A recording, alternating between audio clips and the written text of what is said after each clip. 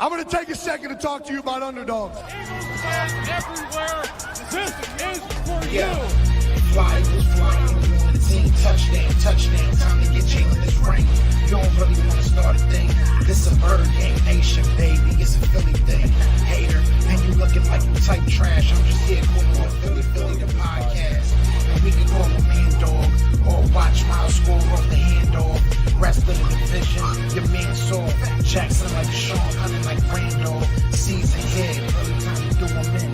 Your boy Philly Fresco. Thanks for tuning in. What is going on? I was way too close. What is going on, you guys? It's your boy Joe Castro, aka Philly Fresco, and this is Philly the podcast. So as you can see, I have some very special guests with me, man. I have some legends, some OGs, you know what I'm saying, and some good friends. That's the best part of it. So I got my man Joey Shakes, and I got Philly 500. What's going on, guys? What's happening, guys? How you doing today? What's going on? We're doing good today. We're doing good. You know, it's a victory week. It's always a good week, right? Exactly. It's a great day. Nothing tops it off better than watching the Giants blow a win, right? So let's just start from last week because we haven't been able to talk that much. We all have been really busy. So I want to get your thoughts. You know, the Eagles start off their season 1-0. We're feeling good. You know, Joey, you started off. How did that win? How did that win make you feel? And what did you see in that win?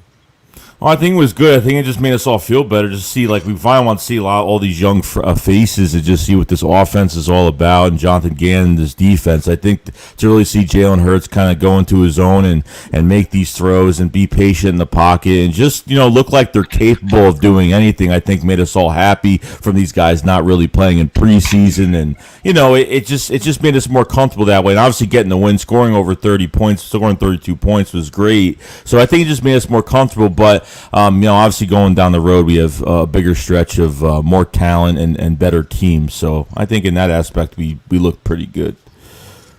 I was disappointed by the Eagles' performance. I thought they could have been better. I thought Jalen Hurts could have been better.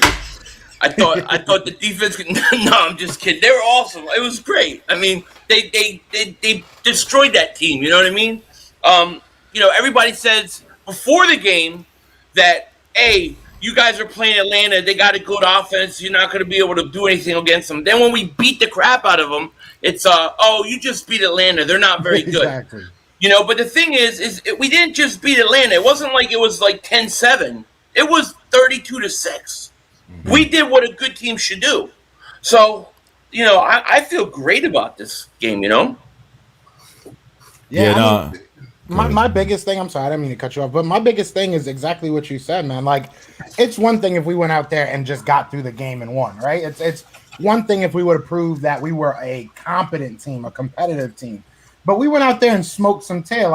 And not only that, we probably smoked some tail, the Joe. biggest. Yeah, you like that? But we probably silenced the biggest doubt because everybody doubted our secondary, and what was their strength? Their passing game. And we shut it down. Everybody was doubting our quarterback, and our quarterback went crazy. So I definitely agree. I mean, what else do you want, right? Like, I think it's still just 1 week, which is something I want to get into in a little bit. But I still think it's just 1 week. We still have a lot that we have to see, which is kind of my next question. What is it that you're looking for in this 49ers game? Were there any unanswered questions coming out of week 1? I mean, at this point, I think I'm looking for a deep shot in this game. I'm looking for, obviously every game is going to be different. How you scheme is going to be different. That's why I kind of take even from the first game, even at the end of the game, being more conservative on the run, kind of wasting time on the clock. But I think with the 49ers, you really have to, I know there's a lot of injuries with the 49ers right now. They have some key injuries right now. So, I mean, you got to take advantage of their secondary, their linebackers. An okay front. So you really have to, kind of throw it deep and just look competent, get some other guys in the game because I want to see more Quez Watkins. I want to see more speed on the field. I mean, obviously they were talking about J.J. Arcega-Whiteside this week and talking about him, that he will get receptions if that's the case. He's doing all the dirty work right now, which his blocking is pretty good right now. I can't even lie, but I just think I think they just need to add more to it than have a guy that's blocking on the field. Blocking raindrops. fucking rain with his umbrella. I saw Philly's face. Yeah. Every time I say his name. I mean, I think, to me, what I want to see this week is patience. Because I think that when you look at the 49ers, and I just did my preview, I just filmed it, I got to edit it later, but, this is a team that has a good defensive line, okay? They only gave up 5.9 yards a pass last week to the Lions, okay? Their secondary is banged up, but I think you can run on this team. I think you can run. I think Miles Sanders can run. So I think if I want to see the Eagles come out, be patient, take what's given to them early, and then I think in the second half, I think that's when you're going to start to be able to see some long shots, play action, things like that. And I want to see the Eagles be patient, stick with the run, because I think you can do damage to this team. I really do, if you run. Yeah, I mean, I look honestly for the Eagles to start building their identity this week. Last week, the Atlanta Falcons defense didn't scare me. So, offensively, this week is probably more of a test than it was last week, obviously. So I look for us to build our identity. Like you said, take a long shot. I want to see. I know that last week they probably kept people over the top. That's what Nick Sirianni was saying, that, they just didn't have the shots there. They called them, but, Jalen just didn't have them there, which is fine. If that's the case, that's fine. But I need to see it happen. I just want to make sure that it's in our offense, because last week we literally just didn't do it at all, I felt like. And maybe it just wasn't there, but even our longest pass, I think our longest pass was to Devontae Smith for that touchdown, if I'm not mistaken. So I just want to see a little bit more explosiveness out of this offense. And, to kind of piggyback on what you're saying, 500, that running game could be our identity. That duo between Kenneth Gainwell and Miles Sanders. And if, Boston Scott ever sees the field outside of the special teams, that could be our trio. That could be our identity. Obviously, we might be seeing Kerryon Johnson on the other side because of their running back woes. So we'll see what happens. I mean, I think we're going against a team that does a lot of the same things that we do offensively. They do. So it's gonna come down to who can have those explosive plays, in my opinion. I think both teams are gonna move the ball in between the 20-yard lines, but it comes down to who can obviously score in the red zone, but realistically, who can have those big explosive plays and kind of get themselves an extra position or two. You know what I'm saying? So that's really where I am with this team. How do you guys feel now that you see, because you brought up Quez Watkins, now that we see obviously their best cornerback is out, out for the count. Do you think this is a game that even if your mentality was we want to be run first, is this the game that you come out and you start swinging at whoever? I think it's going to be Josh Norman is going to be out there as the second cornerback. Is this the game that you just say, let's just air it out, man? We don't trust them. I think that we can beat them over top. Sorry. He's up. Wake up! You got. What are you on vacation? It's a shakedown. Get up, man! Wake up! You need that alarm say, "Don't you frown!" Philly shakedown. Yes, sir. I think. I mean, necessarily they don't have to go deep. I think they should still run the ball, see how they do with that, because I think you have two capable running backs and Miles Sanders and Kenneth Gainwell. It was really just his vision, and obviously when this offensive line is healthy, this team is. I'm telling you, the run game is going to be something special. I'm expecting, them to throw deep balls downfield, even for Devontae Smith. And, yeah, I want to see more Quez Watkins in this game. Even for those little dump-off passes beginning of that Falcons game, I was like, I wanted more. Just like last year when Quez had the little bit of snaps that he had, I wanted more, and I got to see more. So I think they should really confuse the 49ers. I mean, they not even just Verrett being out for, at cornerback for the 49ers, but they have a couple other cornerbacks that aren't really 100% on injury right now. So, I mean, they're banged up badly. Take advantage of that. I think they could come out swinging. They could do whatever they want, but you're going to be in Philly this Sunday. I mean, that's it. We're home, and I mean, this fan base has been edging for football, and it's going to be exciting. So. I gotta say this though, you saw last week all those bubble screens, right? With Quez Watkins and Rager, right? We saw those quick wide receiver screens. That they're setting it up. You realize that they're setting up a team to come up and start to play that, and they're going to press, and then they're going to go over the top. That's what they're waiting for. Will it be this week? I don't know, but it's going to happen at some point. I think I'm a big believer that you always take shots downfield. You always stick with the run in ways. You always try to be balanced because you want to make a team have to defend every inch. So even if you take a shot downfield long and you don't get it, that's okay. Make a team play every square inch and defend it. So I'm sure they'll take their shots, no question about it. But this is a good pass rush, you know. And I think one other advantage the Eagles have is I think Hurts' mobility is really going to help the Eagles out in this game. Definitely. And one thing I was talking to my boy Jason Aponte, he covers the 49ers, whatever. I have a couple people that cover the 49ers, and the main thing they kept on telling me was that the one thing that they're kind of nervous about with us is that they have a problem stopping mobile quarterbacks. So, right. you know, I've heard that. I feel as though we can take advantage of that. If they're going to be blitzing us, you know, good luck. Because we saw that, you know, a lot of people were saying Atlanta didn't get any pressure. They weren't there. They got there. It's just that when they got there, Hurts was already gone, or Hurts was, you know, breaking tackles. So, I mean, realistically, we've seen it before, right? We've seen it with Carson Wentz. We've seen it. We can go to Mike Vick. We can go to Donovan McNabb. We've had mobile quarterbacks. That's something that we've had. So we know the strength that can bring. But I think this is the time that you tell Hurts, even if you're scrambling a little bit, just keep an eye out for what Josh Norman's doing. Make sure he's not like 20 yards behind Quez Watkins or Jalen Rager or whoever it may be. Because you're going to probably catch those shots. Yeah. And we've seen double moves. We've seen those double moves, you know, make these dudes bite. So I think it'll be interesting. I think we can definitely take advantage of them over the top. So I hope to see that. But, you know, we'll win it game by game. I'll take it. I mean, the thing, too, is like, what the hell was I going to say? Shit. I forgot. Never mind. It was important. It was important. It was hurting my head. When I started to get a headache, it means my wheels are turning very slowly. I forgot the hell I was going to say. I saw the smoke coming out. I'm having a Michael Anthony Where's the Fitness moment right here. Come on.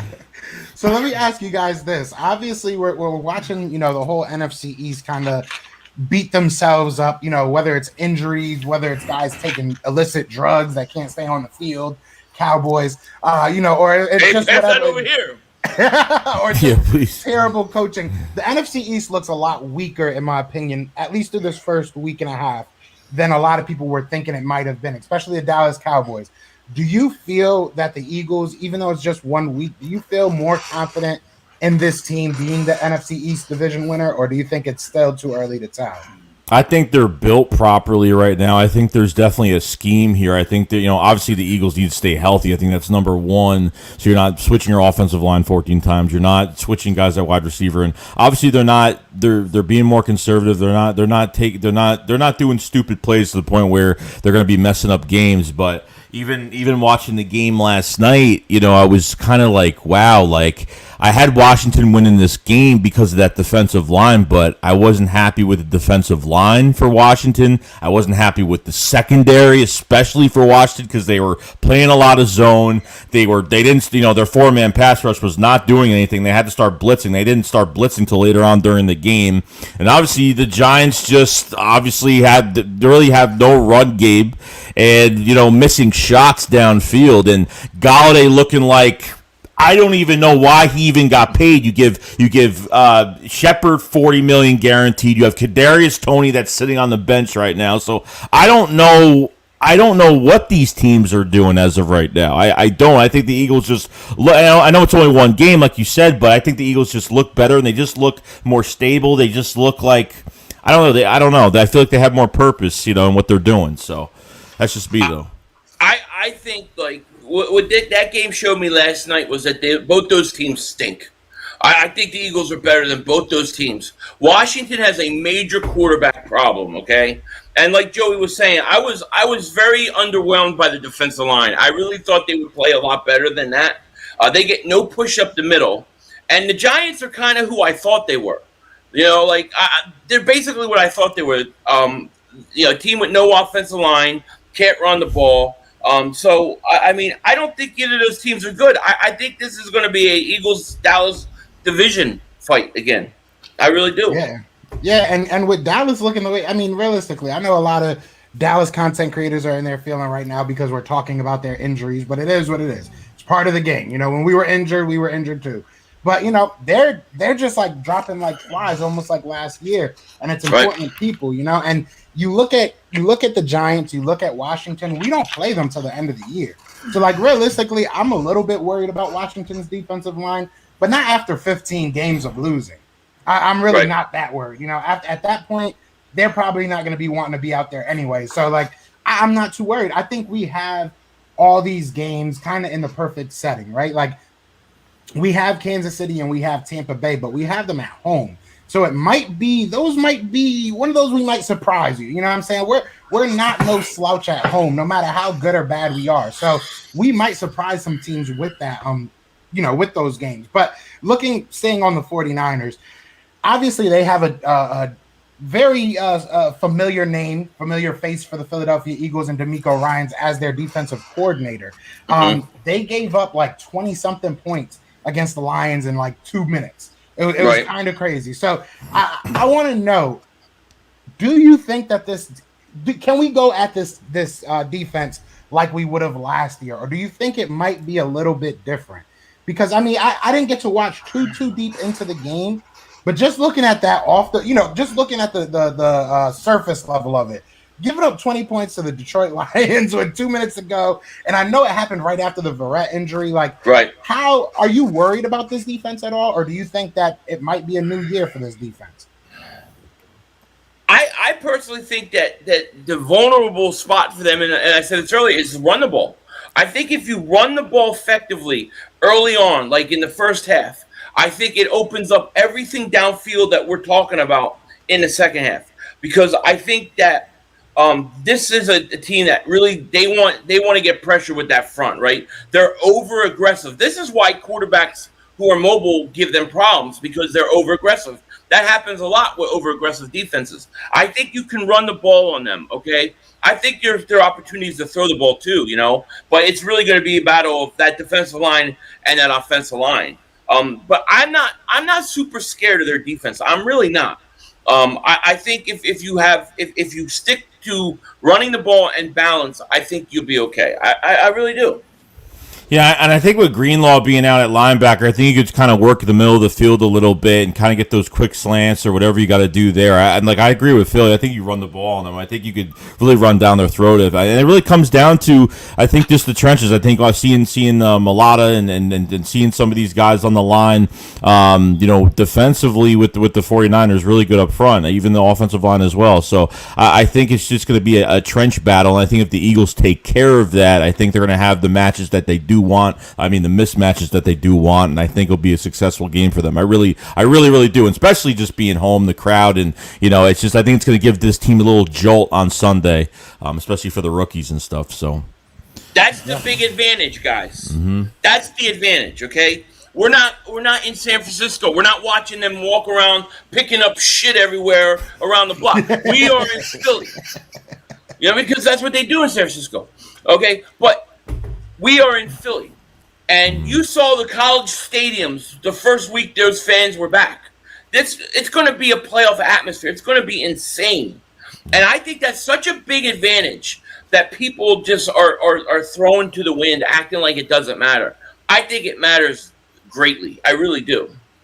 Definitely, and not only will fans be back, we have a couple players that are back off of their long-awaited injury, and I mean, look, Landon Dickerson's back, and that's great. I don't think he'll probably start this week. Definitely not this week. I don't know when he'll even go in. The guy I'm looking at is Davion Taylor. Our linebacking core, to me, is still probably a question. I like what Eric Wilson brings. I love Alex Singleton, but I do feel like that third spot is a big question mark, to be honest. I don't know if this run defense is bad, because it was really just the first half that we were getting gashed, and in the second half, the whole defense just figured it out. So hopefully that's more what it is. But is there anybody on this team that you're looking at? Like I said, for me right now, it's Davion Taylor. But is there anybody that you're looking at that you want to bring into this team, or not bring into this team, but see with an expanded role, or that you need to see more from? Anything, any players standing out to you that you want more from in this week coming up? Defensively, I would say once again Kevon Wallace. My eyes are on Kevon Wallace. I need him to be a good player. I need him to develop, and he's getting playing time, and he's got to develop. So I would say him on defense definitely. I think on offense, I'm going to be watching Jordan Mailata. I think Jordan Mailata's got a hell of a battle. And he just signed a big contract extension, and if he dominates this week again, oh, watch out, dude. You know, I think if defensively, I want to see. Actually, offensively, I want to see more of. If obviously, I talked about him earlier. That's Quez Watkins more into this offense, see what he brings to the table. We already kind of know, but I want to see him obviously with that speed because even in the Falcons game with those first little dump off passes, I was kind of saying to myself, wow. I mean, the guy's got some crazy speed. I mean, it's definitely translating to the NFL. We all know what he could do. Defensively, it's weird for me. Like I want to see. It's even with the defensive line. If I go into like defensive end, like it's I want to see more, or even not even that. I think with Milton Williams, I want to see more of more from him. I think he's working really well. I mean, even Hassan Ridgeway has done a really good job. Yeah. I mean, I was actually like, wow, and this is a guy that's been hurt every single year, like a nice flash in the pan that's had like short-term success as well as other players, but injured every year. But he's looking like he's coming to his own as well. So if I'm going to say it's Milton Williams, I mean, the third-round pick from Louisiana Tech is probably one of my favorite guys just because of the short area quickness he has, explosion off the line, and could do a lot. So, over here working with his Zoom. I pushed the wrong button. My big sausage fingers. I was trying to adjust it, and your face had me dying for this. But no, I love Milton Williams, to be honest. If I'm going defense though, I'm going Jannard Avery, and I feel like if Jannard Avery watches my show, he's probably gonna like try and come fight me or something because I've been talking junk all week. But I feel like a big problem in our run game in the early game was him.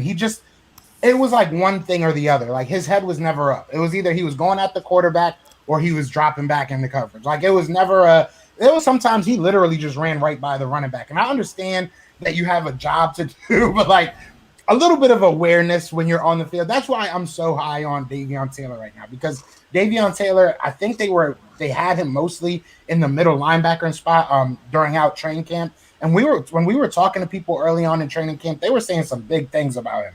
So if he can be a guy that, can use that speed, I think that will boost our defensive linebackers very much. But on offense, I'm going to stay on the offensive line, and I'm going to say Isaac Seumalo because just like I said, Landon Dickerson's back, man.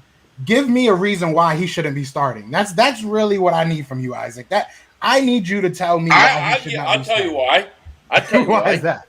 Because he's my backup center for the future. I need him to sit behind Kelsey and learn. I just want him to learn one position, master one position, and that's center. That's where I want him, right? We need to replace him at center. We didn't draft him to be a guard center. So I say let him learn. That would be my argument. I feel like he knows center position though. I feel like he'll only play this year if like there's massive injuries. I think that's the only way. Like if he could definitely. I mean, he could play guard. I mean, he could play both positions at guard. So I don't think it matters. But I think I agree with Philly. Just let him sit for the whole year. Jason Kelsey retires. He takes over that spot, and if he does work out, I mean, that draft was. He works out if that spices it up, and I think we can all agree. Like even me and Philly 500 were kind of streaming that draft, and we were thinking, we didn't necessarily we liked the player, but it's just a pick that we didn't like in the second round. So hopefully it works out for us. I mean, it was supposed to be a late first round pick of a player out of Landon Dickerson that had 2 knee injuries, 2 ankle injuries, 2 season-ending injuries. So you got to be careful, and the more time he's a full participant in practice. Let the guy practice and just learn. That's it. So. Yeah, see, I think I think you push your best players out there. I know I'm probably the only person that probably thinks like that, but if he's an all-world or I hate using the word all-world, but if he's an all-pro, left guard, I'm not going to be mad. We can go find a center. I mean, like, that's kind of where I'm at right now. Go, Joe. Go ahead. No, you're good. You're good. I was going to say, do you see him right now? When you look at him, Joe, you look at him and you say, this guy is a better left guard right now than Seumalo? I think so, yeah. I really do think so. I think I think between the size, speed, athleticism, I think he's better. I think the health issue is the biggest thing. I think that Isaac Seumalo has been very solid, but I don't think he's ever been above average. I think he's been very good at, I'm not a big Seumalo guy. I think he's good in the run game, not good in the passing game. But I just, I don't know where Dickerson would be at guard. You know what I mean? Like, but I understand the argument. I mean, if this guy is what we think he is, he could be a monster out there, no question about it. It could definitely be a big tool for the Philadelphia Eagles. Now, Kyler K brings up the Niners tool named Dickerson. Let's not say that to his face, though. So Kyle K says Niners fans did not learn from Vikings fans, and this is something I wanted to bring up as well. And shout out to, as soon as I'm talking about disrespect, of course, Lord Brunson has to come in here. He's the king of making sure people ain't disrespecting the Eagles. But shout out to him with the $5 super chat. I appreciate that. Now, I want to ask y'all, man, we've seen the Rocky statue being defaced by Niners fans. We've seen, Bart Scott. I don't know if you saw this. Bart Scott said if we lose or if we win, he's going to shave off his eyebrows. Like, do you think this is all getting to the players? Do you think that it's seeping through to that? We heard Nick Sirianni say that he still is upset about how much people talked about his press conference and everything. Do you think that this disrespect is what's going to fuel us this whole season? Yeah, I think.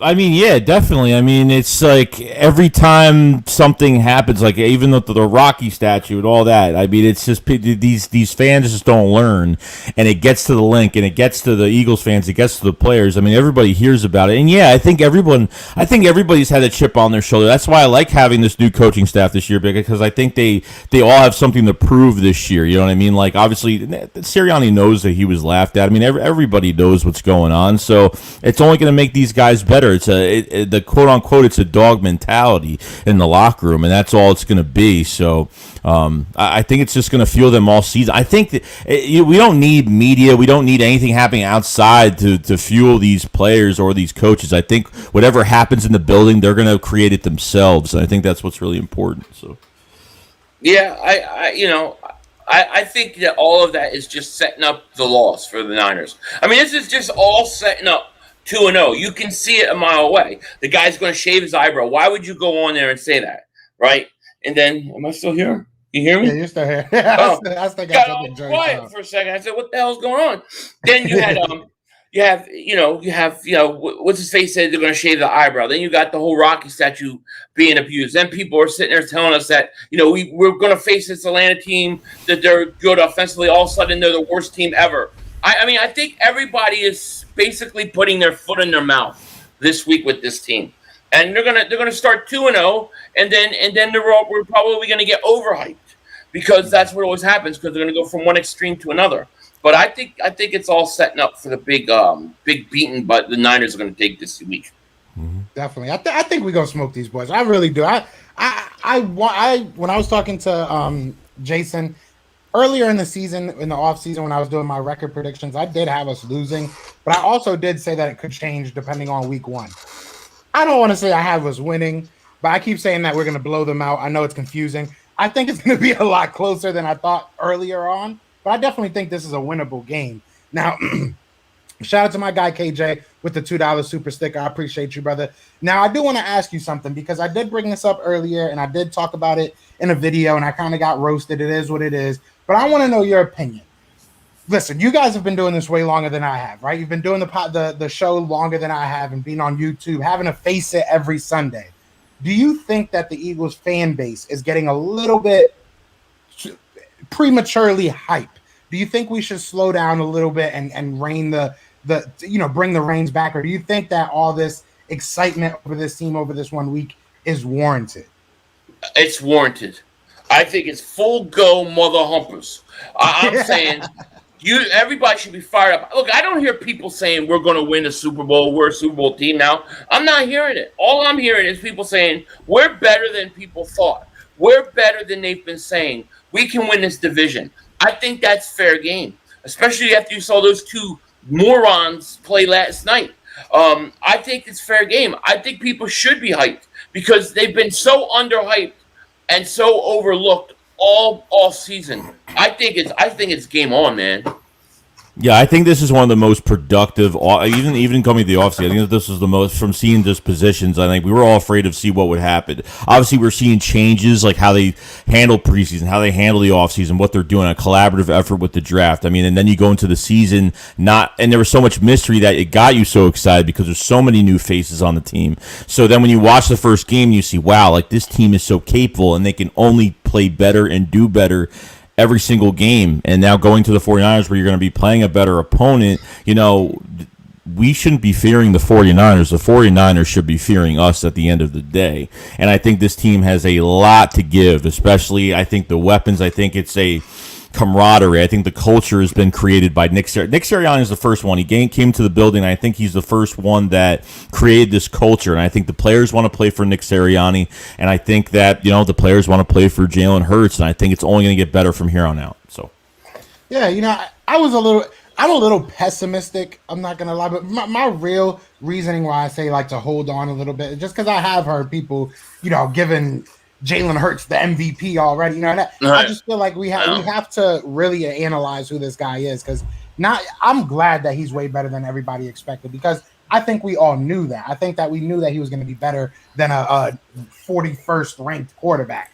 But that's not what the Eagles are looking for, right? The Eagles are looking for a franchise quarterback. Right. So I think we have to have that lens on. I think we're happy that we're better than people expect, but I think that as fans, right, or not really as fans because we don't make the decision, I guess, but in my opinion, I just have to look at it as will he be the guy that we give that big money to? I think theoretically, like when I think you're coming to the season where you have like low expectations. We know like this team will not win a Super Bowl. This team will not be in the NFC Championship game. I think this team could surprise us, be competitive, be tough to win a division. I think they really could at this point. Like Philly 500 said, like a division race between the Cowboys and the Eagles, definitely. Yeah. But when you come into a season with low expectations, we don't have like no one's talking about us being on the highs right now. So if we have low expectations right now, we're not really putting this team like up where we're going to be stressed every single time and they have to do this and they have to do this. Like 2021 is finding those building block pieces, and then obviously if the Eagles gonna have cap space next year in 2022, the Eagles could potentially have 3 first-round picks if 12 more games in the books. And obviously we have to regulate the Miami Dolphins and see what they do. But this team cap-wise, this team futuristically for their draft picks, and obviously as long as the Eagles. Obviously, we're going to be mad if they don't make the playoffs, but I'm saying as long as the Eagles take a step forward and the season ends for them and we could say, okay, I was really comfortable. Our quarterback was capable. Then, yeah, if you don't have to trade for a quarterback or go into the draft to trade up for one, I think sky's the limit for this team. And this team could change like that the next year or two. No joke. Hey, Joe, this is how I see it, right? This is how I see Joe and Joe, right? When I say Joe, I'm the two Joes. Joe and Joe. Joe and Joe. Jojo. We need our own Cartoon Network show. That's what Shit. Yo, Jojo, where the cannolis? Joel, and Joey. But here's what I was gonna say. Like all season, I've been accused of being on drugs. I've been accused of being like biased to the nth degree, which I am to a certain extent. A homer, giving people false hope, a delusional person. This is what people like Giant fans accuse me of, Cowboy fans accuse me of. All I ever said was that this team could compete for a division, win between 7 and 10 games. That's all I was saying, and they thought that was too high of expectations. So. Like the media and everybody has had the Eagle fans believing all season that this team is going to be a 3 and a 4 win team. Now they're realizing it's not. So I think certain excitement is good. I mean, to me, it has not changed any of my expectations. I still think between 7 and 10 wins, fight for the division. So to me, the Eagles are kind of what I thought they would be. I didn't think they would beat Atlanta the way they did. But I thought they would win that game. I thought they would go 2-0. But like if you look at the other fan bases, if you look at the national media, like for me to say we're going to win 7 to 10 games, we have a chance to win a division. I'm called delusional. Okay, and then you got Giant fans that are 0-2. They said they're going to win 12 games. That's acceptable. It's true though. It's true. I mean, yeah, and it's funny because you're gonna start seeing a lot of people eat crow. A lot of people that were, well, this is what happened. Well, because we're starting to see it with Cowboy fans already. But it is what it is. Shout out to Drew Johnson with the $5 super chat. He says, "What's up, fellas? How do you think our team is going to expose the 49ers?" I think you guys were saying it with the run, but if you guys want to, well, talk a little bit more. Go ahead, Joe. No, I'm saying like you expose them with their. I mean, even if you want to talk about their defense, expose them with their, how light they are at cornerback right now, and obviously how injured they are with their backups, and obviously Greenlaw being out for the at the linebackers. So I mean, I think the Eagles have plenty of weapons to expose that secondary. That's definite. And if you talk about Jimmy G and that offense, and obviously if they're going to use two quarterbacks in this game, I mean the Eagles have to prepare for two quarterbacks. So I mean, I think you have to win in the trenches. I mean, you have Ayuk, you have Samuel. I mean, George Kittle's probably the number one guy I'm really afraid to face for this game, just because obviously Kyle Pitts is a rookie, and I don't think he was used the right way. I think he has a ton of talent. He's just not incorporated in that offense too well for the Falcons. But it's going to come down, I think, to the trenches, and obviously getting pressure on Jimmy G, and obviously, what are they doing against Kittle? Are they putting Avonte Maddox one-on-one? Because I really don't feel comfortable with that. But I mean, we'll see though. I'll tell you what. What worries me, Kittle scares the hell out of me. But what else scares the hell out of me is the 49ers run game. They have a good running game. It doesn't matter who the running backs are. Shanahan always has a good running game. Well, it was like Elijah Mitchell, right? Last week goes off. So, I mean, he's probably going to get the majority of the carries this week. Their running game scares me. I don't like Garoppolo. I think he stinks. I think he's overrated. And I think if you stop that run game defensively, so run the ball on offense, stop it defensively, I think this game's over. Because I want to put it in Garoppolo's hands and try to make him beat us. And that would be my game plan. Take that run away, make Garoppolo beat you, because I don't think he can. I don't know how much. Yeah, my bad. No, go ahead. What? Sorry. No, I was saying, I don't know how many pressures the Lions actually got. I mean, I don't know if you guys seen what I've seen, but I didn't think they even got much pressure on Jimmy G, because I think the more comfortable he is in the pocket, obviously he has longer time to throw, and that's when those big plays come from, like Samuel and some of these other guys. So sorry for but they also ran the ball well. I mean, they ran the ball great last week, and that's if they run the ball, it's gonna open up their pass game. I really think this is a game about the trenches. I mean, football always is. But if the Eagles, I think, could run the ball, slow up that defensive line, that pass rush by the Niners, I think it opens up their whole offense. And then reverses, you got to stop their run, and I think you kind of shut down Garoppolo. Kittle does worry me. Samuel does worry me. But, we'll see how that goes. Yeah. Yeah, honestly, if I'm looking at this game, I'm not going to say that we'll expose them with this, but I'm looking at that Nick Sirianni versus DeMeco Ryans matchup, just because Nick Sirianni, to me, at least showed that he knows how to move the ball. He knows how to put his players in position to get open, whether it's a 3, 4, 15-yard, you know what I'm saying? Whatever it may be, he's going to get somebody open. So He showed that much to me in week 1.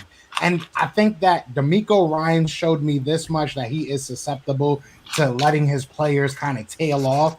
If you do that against us, it's not going to work. If you give us any type of space, it's going to get ugly. I would love to see Nick Sirianni implement something that just keeps Jimmy Garoppolo and Trey Lance and all 15 of their running backs off the field, because the best way to stop an offense is just to not let them start, right? So if we can, and I was looking for this last week too. I was really worried that we just could not hold on to the ball. Like, not that we couldn't hold on to the ball. It was more so that our defense was letting up such long drives, so we had no time of possession.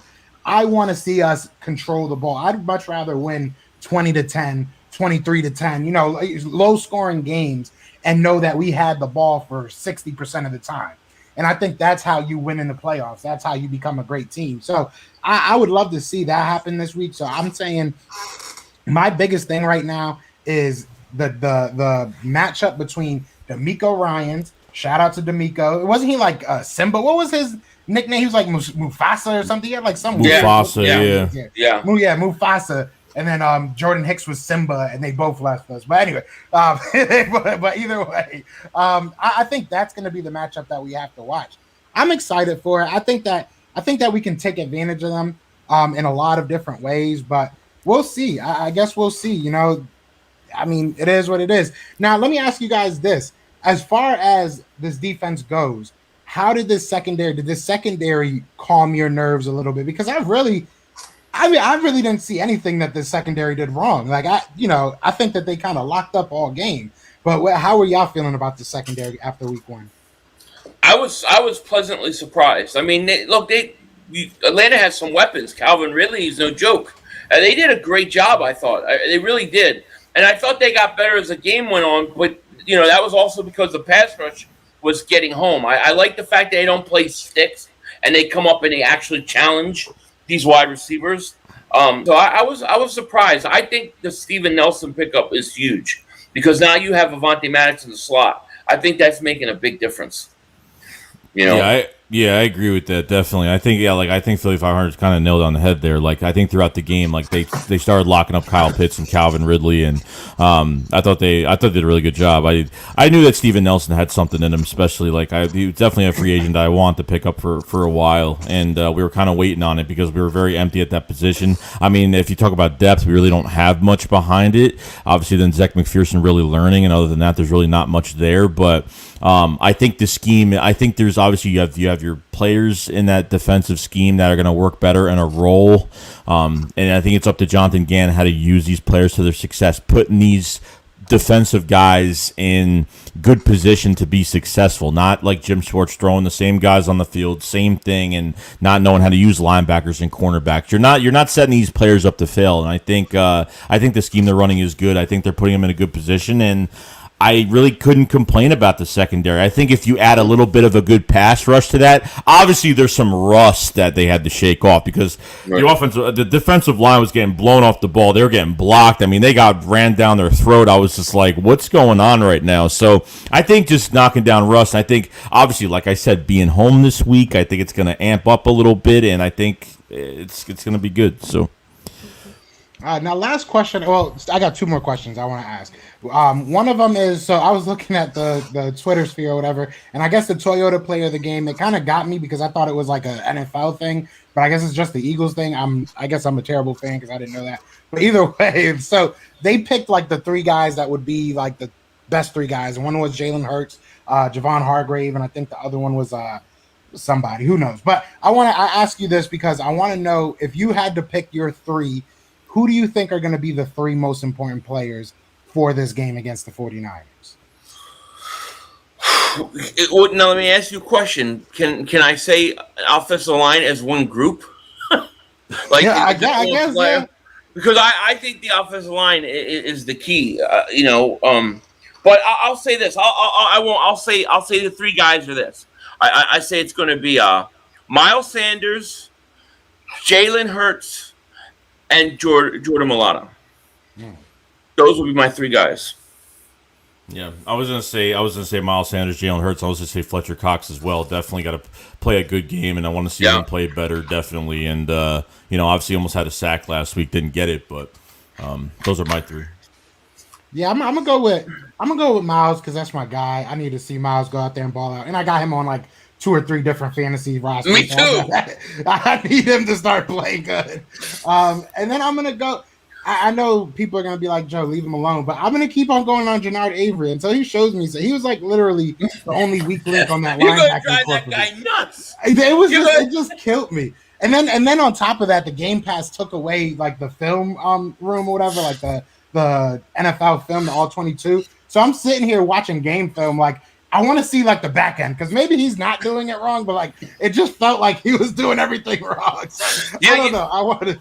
Jannard Avery, remember the Water Boy, where he's seeing the coach and everybody's face. It's going to be Jannard Avery's going to see Joe Castro out there everybody's face. Listen, I love you, Jannard. I hope it's just you were a 3rd round pick or something, or a 4th round pick, man.